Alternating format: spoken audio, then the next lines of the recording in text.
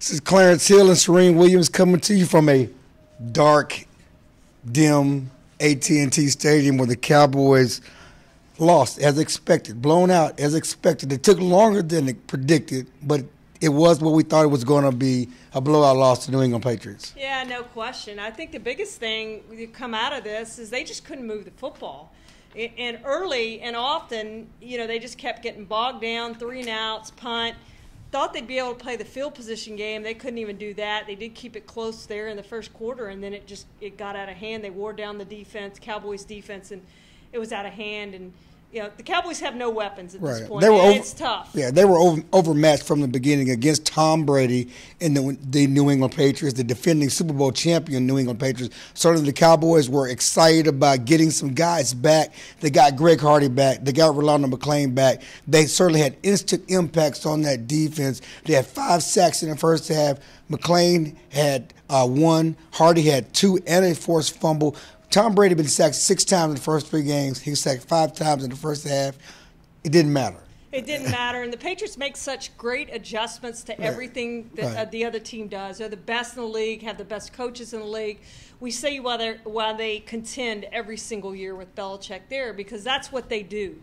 And they did it very well today. They adjusted to what the Cowboys did, and the Cowboys were able to sustain it for a little bit, but then second half, they just wore them down and wore them out. That was a reality check for the Cowboys, and they knew that things were going to be tough. They knew things were going to be hard when Tony Romo went down, the quarterback.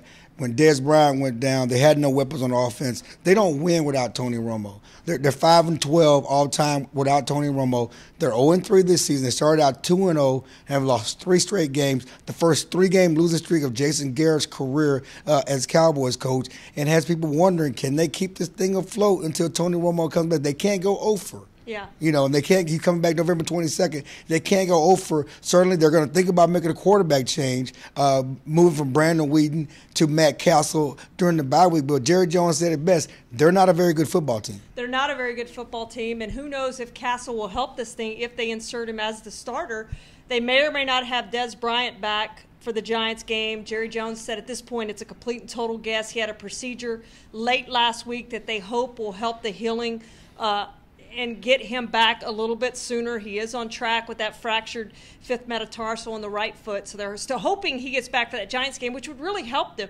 They don't have any weapons right now who scare you. And you can put it all on Whedon as much as you want, and I do think he shares some blame in this. But especially you can't today. Especially today, but you can't put it all on Whedon. They don't have anybody that scares you on offense, and they're just not getting it done. They're able to bracket Jason Witten and Terrence Williams. It obviously isn't a number 1 receiver. No, Whedon lost for the 11th straight time, dating back to his days with the Cleveland Browns as a rookie. 11 straight losses, that's a lot on your back. And certainly he didn't play well today, but nobody played well around him. The offensive line gave up sacks. The receivers dropped passes. The runners really didn't do much of make a discernible impact at all in the game. And certainly didn't, the Cowboys didn't score touchdowns. First time since 2011 they went a full game without scoring a touchdown. That tells you how much Tony Romo means to this offense. They can't have 7 losses when Tony Romo gets back. And I asked Jerry today, I said, how many of these remaining games without Romo do you have to win? Romo's supposed to come back for the November 22nd game against the Miami Dolphins at Miami. I said, how many do you have to win? It's obvious you can't go over. And he said,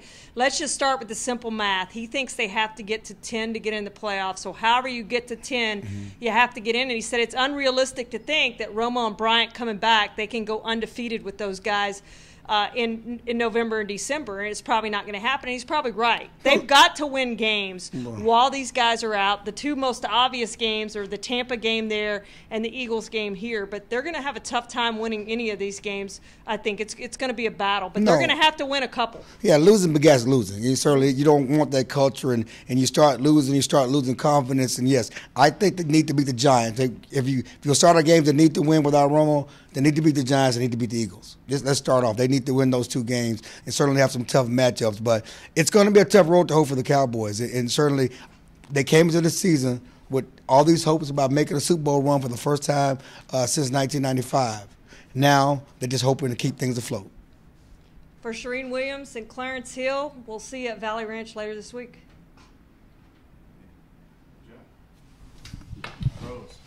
Well, Shireen can just do it like that. Just like that. Don't worry about it. You don't hardly see it. All right.